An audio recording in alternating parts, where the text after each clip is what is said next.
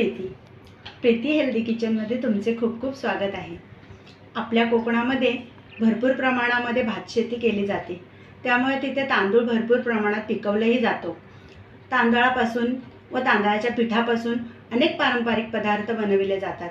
त्यातलाच एक पारंपरिक पदार्थ म्हणजे शेवग्या. त्याला आपण शेवयाही म्हणू शकतो. त्या आज शेवया मी तुम्हाला करून दाखवणार आहे. शेवग्या बनवण्यासाठी लागणारं साहित्य पाहूया. मी 1 बाउल तांदळाचं पीठ घेतले, खोबरे, गूळ, थोडंसं तूप, वेलची पावडर आणि मीठ. कढई गरम करण्यासाठी ठेवली होती. त्यामध्ये आता आपण हे पाणी टाकून घेऊया आणि ते गरम करून घेऊया. आता आपलं हे पाणी गरम झालं आहे, त्यामध्ये आपण मीठ टाकून घेऊया आणि थोडंसं तूप.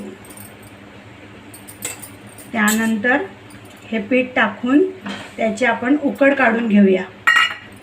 आता आपली उकड तयार आहे, ती आपण ताटात काढून मळून घेऊया. आपला हा गोळा तयार आहे, तो आपण सोऱ्यामध्ये टाकून त्याच्या शेवग्या पाडून घेणार आहोत. आता आपण ह्या केळीच्या पानाला थोडंसं तूप लावून घेणार आहोत आणि त्यावर खोबऱ्याचा किस टाकायचा आहे आणि शेवया पाडून घ्यायच्या.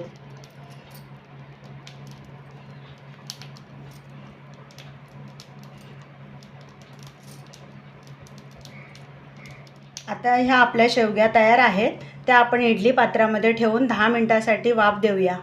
मी इडली पात्रामध्ये पाणी ठेवलं होतं गरम करण्यासाठी, त्यामध्ये आपण ह्या शेवया वाफ येण्यासाठी ठेवून देऊया.